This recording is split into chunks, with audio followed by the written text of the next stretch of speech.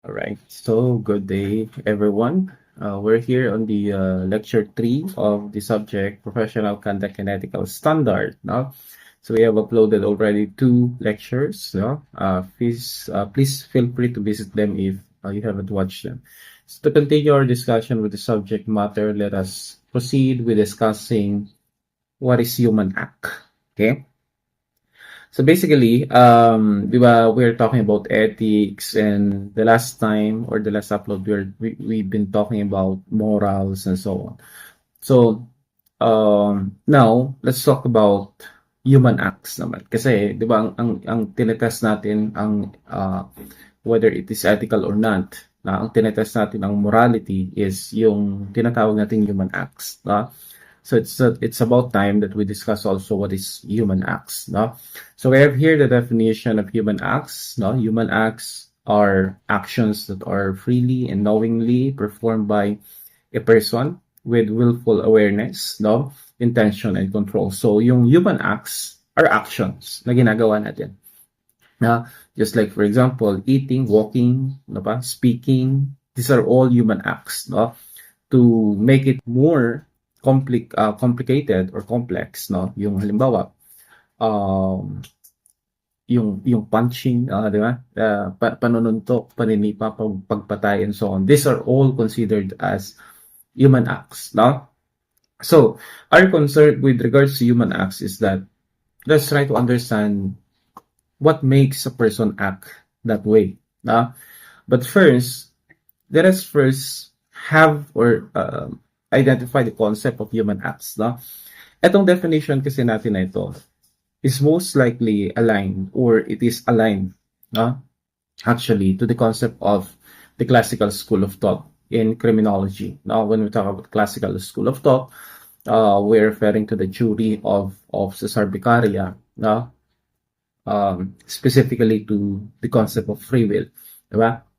So, human acts are generally considered as an acts that are committed, no, with full use of reason, no, and free will. So, lahat ng human acts generally are perceived to be committed by one person gamit yung kanyang tinatawag na free will. Free will, no, is very important for this matter kasi since ethics and morality, no, we have different perspective with regards to human acts, no, but we're using the concept of Cesar Beccaria here that he believes that all actions are done by by a person, no, with full volition of his consciousness, reasons, and of course free will, right? So though there are different factors, kailangan ko lang i-point out that there are some factors here that we need to consider before we could proceed generalizing what are human acts. But since we're using the concept of Cesar Beccaria here, dito sa definition natin on what is human acts, then definitely it is to be noted that all consequences of the action, all consequences of the action of one person should should make the person who acted or who performed the human acts morally or ethically accountable. Okay? Now, we made mention of free will, what is free will?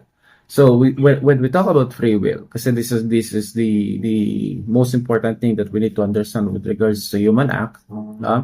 Free will refers to the capacity of one person to make choices and decisions independently without being completely determined by external forces. So they're not affected by external forces. The only thing that affects a person's action based on the definition of free will is they themselves. It's their choice. It's their choice it's their choice that affects how they behave and so on. So for example, Mr. Pedro, nagnakaw si Mr. Pedro. There's no one to blame here except him kasi nagnakaw siya eh. Ibig sabihin, ginusto niya yun. Yan yung pinopoint out ng free will na tinatawag natin. No other factor influences their action except they themselves. They decided it for themselves that they would commit that act, therefore they should be liable for the consequences of their action, di ba? Kasi minsan may mga kakilala tayo na kung saan if they did something bad, they all blame somebody, no? Maninisi sila eh. Hindi kasi ganito, pinilit lang ako. Hindi kasi ganito, wala lang akong choice and so on. So, may choice lahat ng tao, no? If ginawa nila yon, they should be held accountable for their action. No? So, yun yung strict definition natin with regards to human acts in relation to free will. Okay? We need also to answer the question, when is human act moral or ethical? Kailan naman nagiging moral or ethical yung isang human act? Okay? So, it is believed that human act becomes moral or ethical when they are respecting human dignity. Okay? So, probably this is not the first time that you've been hearing about human dignity, especially if you attended my class on human rights. So, human dignity is human rights. Diba? To respect human dignity is to respect the human rights of one person. So, if your action respects the human rights of another person, therefore you are respecting his human dignity, and therefore your act is considered moral or ethical. Okay? Right to life. Yeah?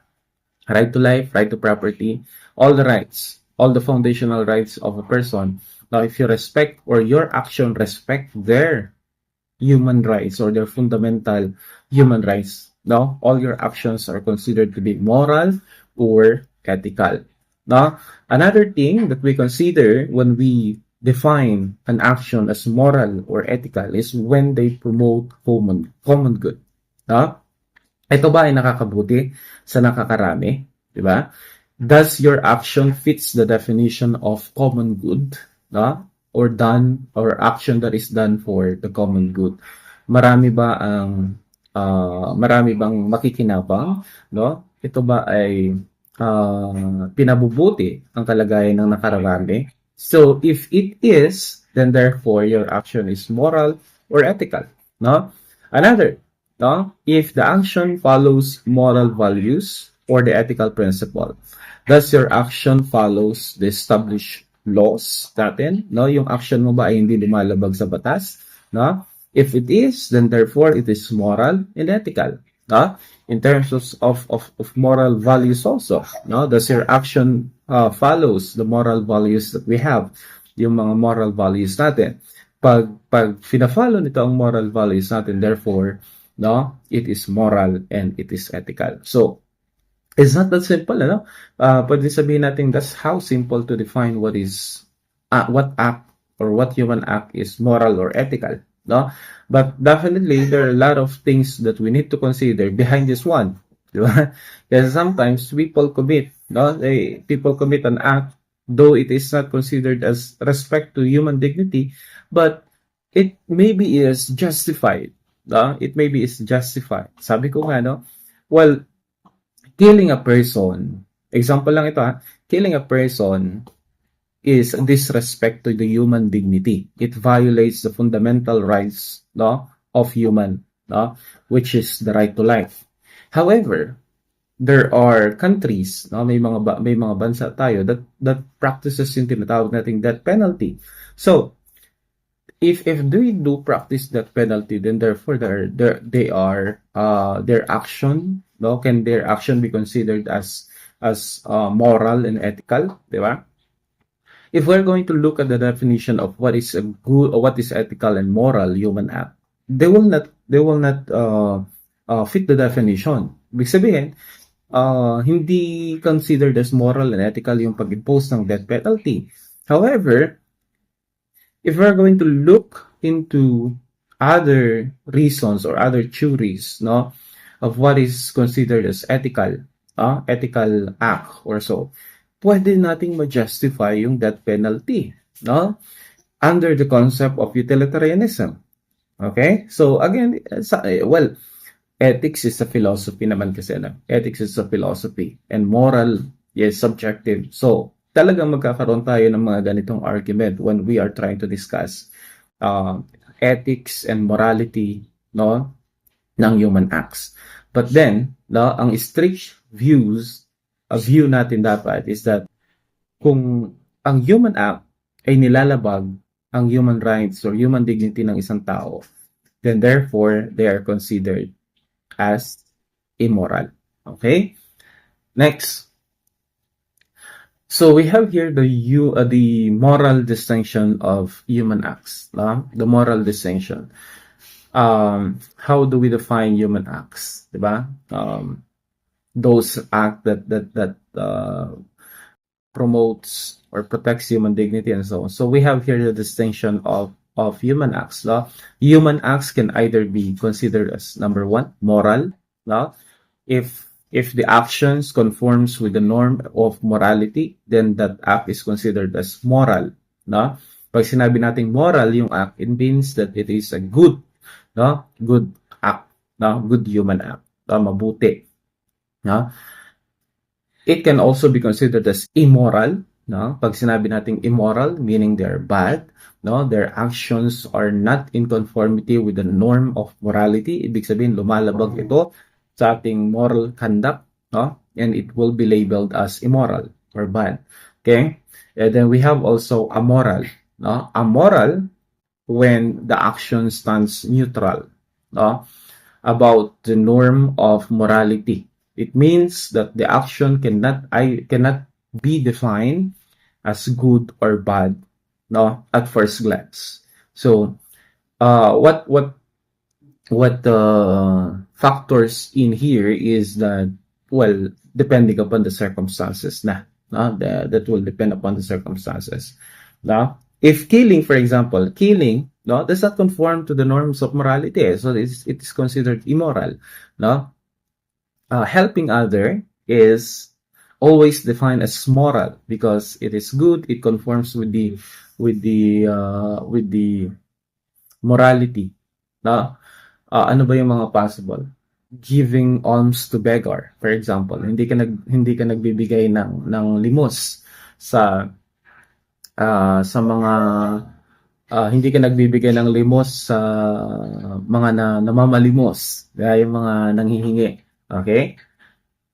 Will be under amoral. Bakit amoral siya? Well, if you're going to look at it biblically, in our Bible, meron nga dun restriction with regards dun sa pagbibigay ng limos the Bible does not encourage yung pagbibigay ng limos sa mga nanghihingi, ang kasabihan nga natin dun is don't give them fish but teach them how to fish. Instead na bigyan mo sila ng isda, tuturuan mo silang mangisda. So, yun yung parang it says that huwag mo silang bigyan, turuan mo silang or tulungan mo sila na magkaroon, turuan mo sila kung paano magkaroon ng pagkain, magkaroon ng pera and so on. So that's on the Bible. In our law, actually sa batas natin bawal din, sa batas natin bawal din ang magbigay ng limos, hindi lang ganun na-implement kasi alam mo naman parang ikaw na yung nagbigay ng limos tapos huhulihin ka pa, pero bawal sa ating batas yun. Our law does not encourage yung pagbibigay ng limos sa mga namamalimos. So the Bible says wag, the law says mali yun, wag, but our moral code or yung norms of morality natin dictates that we should give. Kumbaga is the majority says hindi, pag meron ka magbigay ka, di ba? So we could not see a universal perspective with regards to this, whether masama ba yung pagbigay ng limos, or mabuti. Okay? So that is why I'm putting that example under the category of amoral, kasi it's neither good or bad. Pwede mong sabihin masama, pwede mong sabihin mabuti, So it will now depends upon the circumstances that are in attendant to them. Halimbawa, alam mong walang-wala yung tao, tapos meron ka namang pera but you refuse to give so, and that might be considered as immoral, or hindi naman kaya is alam mong pinang-aalak lang ng isang tao yung kanyang pinapalimos pero binibigyan mo pa rin, that might be considered as immoral. No? So that's how different is the category of amoral is. No? The action could not be defined neither good or bad. No? It just depends upon the circumstances. Okay? Next is we have the modifiers of human acts. Yes, we strictly define human acts as those actions committed by man or men, no, that is influenced by their own accord or by their own free will. No, tayo naman ay naniniwala doon sa concept ng free will, but of course, we are not leaving the possibility that there are some actions that might not have been, no, influenced by the free will of the person as proposed to us by the positivist theory of Cesar Lombroso, di ba? Free will, or not everybody could have or could use the potential of free will. Hindi lahat ng tao ay gumagawa ng mga action on their own accord. May iba sa kanila na pilitan, may iba sa kanila walang choice, may iba sa kanila no, are victim of their own circumstances. So to understand better, let us determine what are the different modifiers of human acts. No? When we say modifiers, ibig sabihin, ito yung mga possible influence kung bakit yung isang tao ay gumagawa ng ganong human act. No? So, the first one is ignorance. No? When we talk about ignorance, it refers to the absence of knowledge which a person overpossesses. No? Ignorance, yung lack of knowledge natin. No? As human person, we have a responsibility to develop our understanding about many things, especially in our society. So, given yun, duty and obligation natin yun. No? Ignorance. However, there are some people really that do not realize that their action is good, or that do not realize that their action is bad because of ignorance. Di ba? May mga tao nakaka-commit ng crime because of ignorance. May mga tao nakakagawa ng masama because of ignorance. Diba? Say for example, labeling. Labeling. Yung pag-label mo sa isang tao, like for example, yung hampas lupa, you are mahirap, diba? Di kaya is yung sa gender sa gender orientation, di ba? Sometimes may mga nalilabel ikaw bakla, ikaw tomboy, no? Some people are doing that stuff. However, but the thing here is that is considered to be a gender neutral violation. It's a crime that it is an offense that should have not been committed, no? But the fact that they are not aware about this prohibition is that they are committing those acts that are considered immoral, di ba? Hindi kasi nila alam yung batas, o pwedeng ganon, o hindi lang sila aware na masama pala yun or bawal pala yun, no? So that is ignorance, no? Now, ignorance is two classification. We have the so-called vincible ignorance and invincible ignorance, no? Yung vincible ignorance, no, or a kind of ignorance that the person, no, that the person who has this one is at fault. Kasi halimbawa, jaywalking. Okay, what is jaywalking? I believe all of us are aware of the prohibition of jaywalking, yung pagtawid sa hindi tamang tawiran. Okay, lahat naman tayo alam yan, ano? Well, yun yung generalization, no? Na lahat tayo alam yun. Okay?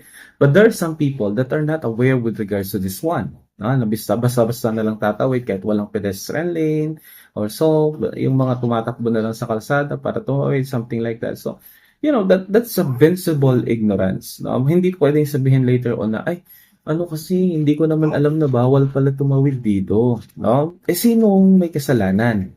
No? Sinong may kasalanan kung bakit hindi mo alam? It is you. Ikaw mismo ang may kasalanan kung bakit hindi mo alam. No? Kasi obligasyon ng bawat mamamayan sa ating bansa na dapat alamin yung mga batas na meron tayo. No? So, Yun yung tinatawag natin invincible ignorance, no? It could be remedied upon by, ordinary diligence, no? Reasonable effort. Magbasa naman tayo ng mga ordinansa na meron sa lugar natin. Magbasa naman tayo ng mga batas na meron sa bansa natin. Kasi minsan, ito yung nagiging dahilan kung bakit nakakagawa tayo ng crime, no? Na hindi natin nalalaman, no? Because of our ignorance. And the second one is invincible ignorance, no? Invincible ignorance is a type of ignorance where a person possesses without being aware of it. No? Ibig sabihin, hindi niya alam na hindi niya alam pala yun. No? So there are some instances na ganito naman yung nangyayari. No? Hindi naman siguro sa may kapabayaan siya, pero talagang, ano siya meron siyang circumstances that makes him unable to develop awareness of things, no? Like for example, is a he has a psychological or psychiatrical problem, 'di ba? uh Insane, something like that. So yun yung mga invincible ignorance, no? You cannot blame them for not having the knowledge, no? Especially with regards to the law, because they have a mental problem or biological um, disadvantages, no? That makes them incapable of developing awareness sa mga bagay-bagay. Yan yung mga invincible ignorance, no? Example na lang, yung baliw. No? Syempre, baliw nga yan. Diba? So, yung baliw, definitely, hindi niya alam kung anong tama at anong mali, ano yung mga bawal at ano yung mga hindi. Okay? But our law is very strict with regards to ignorance, no? Meron nga tayong Latin maxim diyan, sabi, ignorantia legis neminem excusat. Ignorance of the law excuses no one. This implies that you cannot use ignorance as a defense, no, for the act that you have committed. So if you committed a crime, even if no, it is caused by your ignorance, you cannot use that as an excuse. No one is excused, no? Kahit hindi mo alam, you would be liable. Okay? Next, passion. Passion is a strong and intense feeling, enthusiasm, excitement, or love towards something or someone. No? So it's it's a very powerful emotion. When we talk about passion, it's more it is the emotion, the strong emotion of one person that might affect his behavior. No? If you're passionate about something, you might disregard the morality, no, of that something, and you want to pursue it. That's passion. No? May mga taong ganun out of a very strong emotion affects their decision making, no?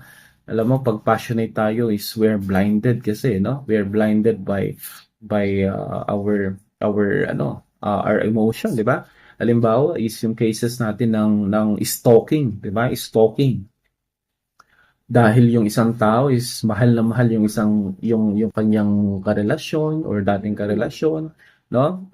Sinusundan-sundan niya ito and so on, no? But he does not perceive that to be wrong, no? Kumbaga, he's just saying that that is the way of him expressing his love for that someone else, but no, not realizing that he is already committing a crime, no? Ganun nakakabulag yung ating emotion, no? Or the passion.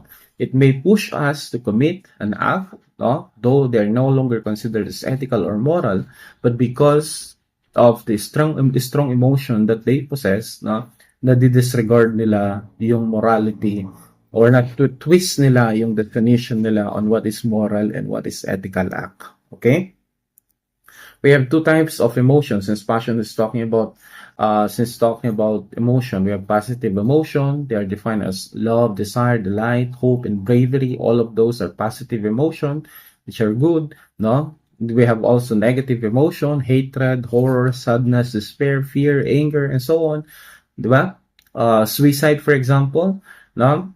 Suicide, extreme sadness, despair, and so on. Alam mong ang pag-suicide or pagkitil ng buhay, no, is definitely punishable. But since you are experiencing an extreme despair, sadness, and so on, na-disregard mo na, no, na yung gagawin mo is hindi mo na iisipin kung tama ba at mali ito. So they could affect or modify, no, human action really. Okay? Next is we have fear. Now, disturbance of mind. A person who is confronted by an impending fear or harm to himself or loved ones are definitely acts differently from normal person, di ba? Some people can commit crime because out of fear, no? Some people are forced to commit crime out of fear, no? Kasi nga andun yung concept natin of self-preservation, no? If you will be harmed, no? And you have an option to harm other instead, you would do so, no? So yun yung pwedeng maging ano din yan, no? Halimbawa, sabi ko, sige, papatayin ko yung si ganito, no, yung loved one mo kapag hindi mo pinatay si ganyan. So, you might act, no, contradicting your moral principle or your ethical code or so on, just to protect somebody else, no? So, pwede rin yun, yung fear, yung takot natin can influence our human act. Okay? Violence also are included, no? It refers to any physical force exerted on a person by another, no? So, when we are experiencing violence, no? Pag tayo ay naaabuso, no? Nag-iiba din yung ating perspective of what is right and what is wrong. I'll give you an example. No, yung tinatawag nating battered woman syndrome, no? It is a situation where yung mga severely abused or physically abused ng mga kababaihan sometimes is nagla-lash out ng kanilang anger, na sometimes they can nakaka-commit sila ng crime and so on. So why did they behave like that? So bakit from a very typical na mahinhin na babae then bigla na lang siya nakapatay and so on? Bakit niya nagawa yun, no? One influence there is we have violence dahil paulit-ulit silang nakakaranas ng physical abuse, no? Kaya minsan dumadating sila dun sa point that they can no longer control their emotions, no, their actions, no, and sometimes they are involved in committing a crime. So violence is also a modifier, no. We have also the last one. We have habits, no. Habits. When we say habits, they refer to the repeated acts, no, na ginagawa natin paulit-ulit. And they do influence our behavior kasi minsan is nagiging habitual na no? Kahit alam mong mali, no, ginagawa mo pa rin kasi naging part na siya ng system mo, no? So it became habitual. So yung habits natin are a big influence also to our behavior that sometimes though alam natin or we feel guilty about our actions sometimes, pero bakit hindi natin nakokontrol, no? Maybe because naging habit na siya. Halimbawa, pakikipagchismis, paninira ng tao, di ba?